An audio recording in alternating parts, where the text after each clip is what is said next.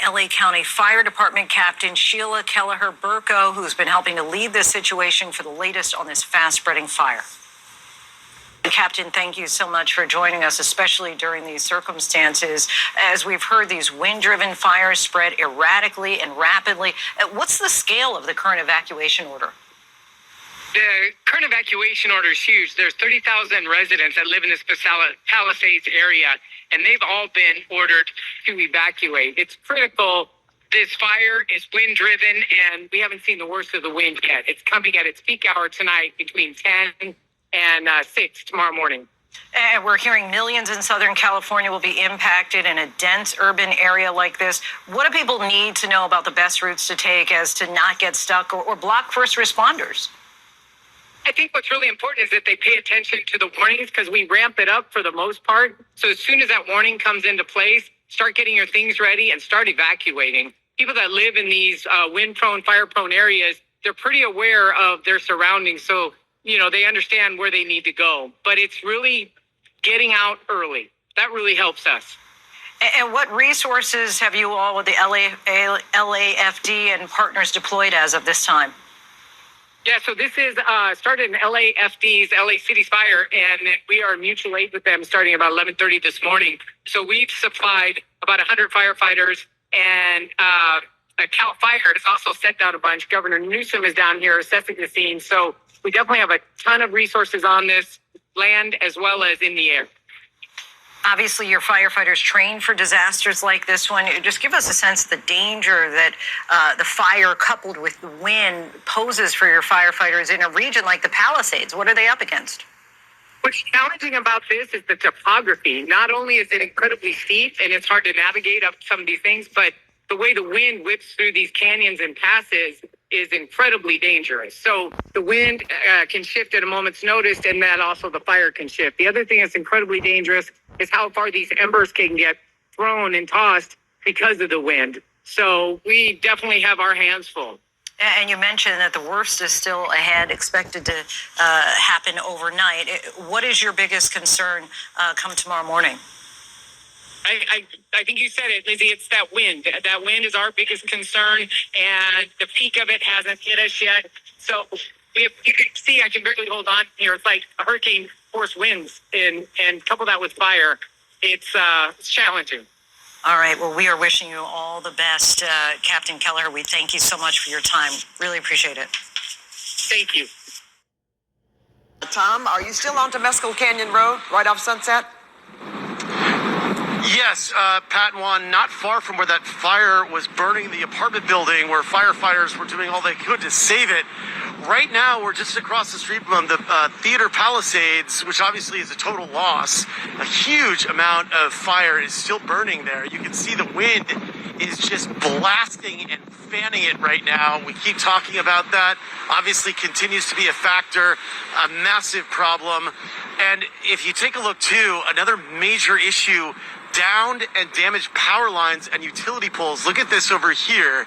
You can see very low-hanging wires. We don't think they're energized. We saw personnel out here checking them out, but we don't know. But that's something that's very, very dangerous as well. Now, Greg, let's go to our right. Just next to me is Palisades High School. There is fire burning there. I don't know what is burning. It's very difficult to tell from our vantage point. Both of my cousins here from Southern California went here, and I sent them the video to ask them to help me figure out what was burning. It's heartbreaking. I went to graduations here for my family, and to see, as Jasmine talked about, we're all sort of woven into this fabric of LA together from different places. I'm from Claremont, but my cousins are from the Palisades, and to see something like this happen, my aunt was evacuated today. It's tough to see so much pain out there tonight.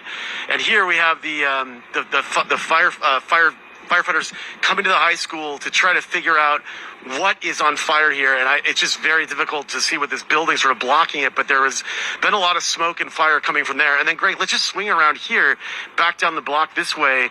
I mean, there's just fire everywhere. There's the orange glow there just ahead of us, down Temescal Canyon, probably somewhere in the area where Jasmine was talking about earlier. And you can see flames jumping up above the tree line there. And it's just 360 degrees behind me. We don't have to show it, but behind me, again, more fire. But it's just burning everywhere. It feels like from these perspectives. And this theater, I don't know much about the history of it, but certainly it a lot of heartbreak there as well, right? Depending on who might have performed there or worked there. This is another piece of the community, and it's lost. And that's just really hard to see. But just so much danger here right now in terms of just the amount of debris, the wind that's blowing it around, the power lines, as you saw here, that they're damaged and hanging very low. It's very scary for a lot of people. Sir, do you live here in the area? Yeah. Can I talk to you real quick? We're live on KCAL. Is it okay? I'd like to talk to you. Well, you can talk to me after, but can you just tell me where do you live here in the area? I evacuated from the Highlands, Pacific Palisades Highlands, Palisades Drive. Frankly, it's a lot nicer, a lot safer up there. We had clear blue sky and sunshine all day. The wind was blowing away from us. I mean, it still is. There out of 1,000 homes, there are 2 homes that, maybe 3, I don't know, on Pedro Morada that burned.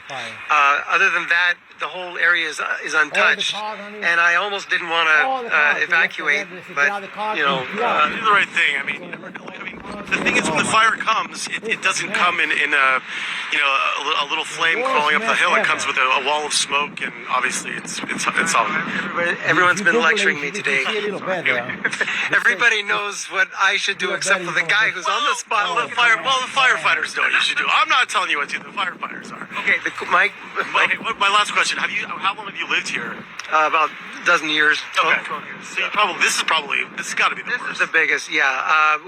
We had one in 2018 that it was Woolsey Fire, the Woolsey Fire that came down and was also on Palisades Drive, which inconvenienced us for a day, like until midnight or something. But not like this. This is Armageddon. I mean, I came down Palisades Drive. There was like a parking lot full of cars on Sunset, parked there. So I gave up on. I'm trying to get on Sunset to head toward Brentwood. I don't know. Well, we'll talk off the air because Yeah. I don't want to give you just instructions so you can talk to somebody who actually knows. Maybe there's a firefighter right there. That's probably who you should talk to. Yeah. All right. All right. Well, good luck to you, sir. Thank you. There you have it. A lot of people, obviously evacuees. There's frustration. You can understand that, of course. People don't want to have to leave their homes, but when firefighters come and tell you to leave, you should listen. They know what they're talking about, and there's no point in staying because you can't stop what's happening here. It's way too big, way too powerful, and Mother Nature is helping to fuel this in a way that is overwhelming, and even the man we just spoke with said it feels like Armageddon. And it does feel like that in some spaces. It feels surreal. We passed that row of cars. I think we've shown the video of it where they were bulldozed off to the side, where people were running for their lives, or at least they thought they were because the fire was so close. So it's just a tough. I mean, that's the understatement of the year. Tough night for so many people.